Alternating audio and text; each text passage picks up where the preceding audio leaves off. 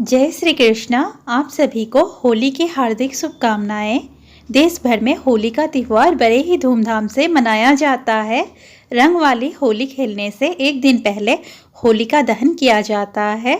होलिका दहन को बुराई पर अच्छाई के विजय के रूप में मनाते हैं। इस दिन भगवान विष्णु के परम भक्त प्रहलाद को जलाने वाली होलिका खुद ही जल गई थी, जिस कारण इस दिन होलिका दहन किया जाता है। आइए आप सुनते हैं होलिका दहन की पौराणिक कथा। एक बार असुर राज हिरण्यकशिपु विजय प्राप्ति के लिए तपस्या में लीन था। मौका देखकर देवताओं ने उसके राज्य पर कब्जा कर लिया। उसकी गर्भवती पत्नी को ब्रह्मर्षि नारद अपने आश्रम में ले आए। वे उसे प्रतिदिन धर्म और विष्णु महिमा के बारे में बताते। यह ज्ञान गर्भ में पल रहे पुत्र प्रहलाद ने भी प्राप्त किया। बाद में असुरराज ने ब्रह्मा के वरदान से तीनों लोकों पर विजय प्राप्त कर ली तो रानी उसके पास आ गई। वहाँ प्रहलाद का जन्म हुआ। बाल्यावस्था में पहुंचकर प्रहलाद ने विष्णु भक्ति शुरू कर दी। इससे क्रोधित होकर हिरण्यकशिपु ने अपने गुरु को बुलाकर कहा कि ऐसा कुछ करो कि यह विष्णु नाम का रटना बंद कर दे। गुरु ने बहुत कोशिश की किंतु वे असफल रहे।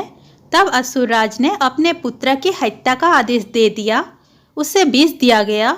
उस पर तलवार से प्रहार किया गया। विषधरों के सामने छोड़ा गया।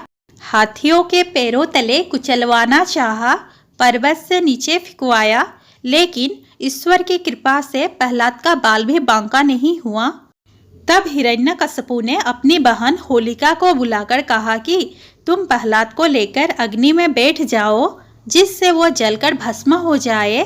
होलिका को वरदान था कि उसे अग्नि तब तक कभी हानि नहीं पहुंचाएगी जब तक कि वह किसी सद्वृत्ति वाले मानव का अहित करने की ना सोचे। अपने भाई की बात मानकर होलिका भतीजे प्रहलाद को गोदी में लेकर अग्नि में बैठ गई। उसका अहित करने का प्रयास में होलिका तो स्वयं जलकर भस्म हो गई और प्रहलाद हंसते हुए अग्नि से बाहर आ गया। इसलिए होली पर्व मनाते समय वास्तविक भाव को ध्यान में रखकर होली दहन करें।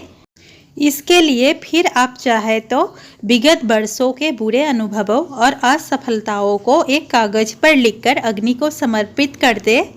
अपने मन में चल रहे नकारात्मक भावों को होली दहन में डाल दे। तभी आप भी सकारात्मक सोच से आगे बढ़ते हुए प्रहलाद की तरह ईश्वर कृपा के पात्र बन जाएंगे। यह थी होलिका दहन की पहली कथा। आइए आप दूसरी कथा श्रवण करते हैं। भगवान शिव और कामदेव की कथा। जब भगवान शिव की पत्नी सती ने अग्नि में प्रवेश किया और अपने पिता दक्ष द्वारा भगवान शिव को दिखाए गए अपमान के कारण मृत्यु को गले लगा लिया तो वह पूरी तरह से टूट गए थे। उन्होंने अपने कर्तव्यों को त्याग दिया और गंभीर ध्यान में चले गए। इससे दुनिया में विनाशकारी असंतुलन पैदा हो गया, जिससे सभी देवता चिंतित हो गए। इस बीच सती का देवी पार्वती के रूप में पुनः जन्म हुआ। वह भगवान शिव से विवाह करना चाहती थी, लेकिन भगवान शिव को इसमें कोई दिलचस्पी नहीं थी और उन्होंने उसकी भावनाओं को अनदेखा किया। तब देवताओं ने भगवान शिव को प्रभावित करने के लिए कामदेव को भेजने का फैसला किया ताकि उनके और पार्वती के बीच विवाह संपन्न हो। इंद्र ने कामदेव को बुलाया और उन्हें बताया कि राक्षस राजा तारकासुर को ऐसे व्यक्ति द्वारा ही मारा जा सकता है जो शिव और पार्वती का पुत्र हो। इंद्र ने कामदेव को भगवान शिव में प्रेम जगाने का निर्देश दिया ताकि वो पार्वती से शादी करने के लिए राजी हो जाएं। कामदेव अपनी पत्नी रति के साथ अपने कार्य को पूरा करने के लिए भगवान शिव के पास गए। उस स्थान पर पहुंचने के बाद जहां भगवान शिव अपने ध्यान में लीन थे, तभी कामदेव ने पार्वती को अपनी सखियों के साथ आते देखा। ठीक उसी क्षण भगवान शिव भी अपनी ध्यान समाधि से बाहर आ गए थे। कामदेव ने भगवान शिव पर अपने कामबाण से प्रहार किया, जिसका उन पर गहरा प्रभाव पड़ा। भगवान शिव पार्वती के अद्भुत सौंदर्य पर मोहित हो गए और उनका हृदय उनके लिए प्रेम से भर गया, लेकिन साथ ही वो अपने व्यवहार में अचानक आए बदलाव से हैरान थे। भगवान शिव ने अपने चारों ओर देखा। उन्होंने देखा कि कामदेव हाथ में धनुष बाण लिए बाईं ओर खड़े हैं। अब उन्हें पूरा विश्वास हो गया था कि यह वास्तव में यह कामदेव ने ही किया है।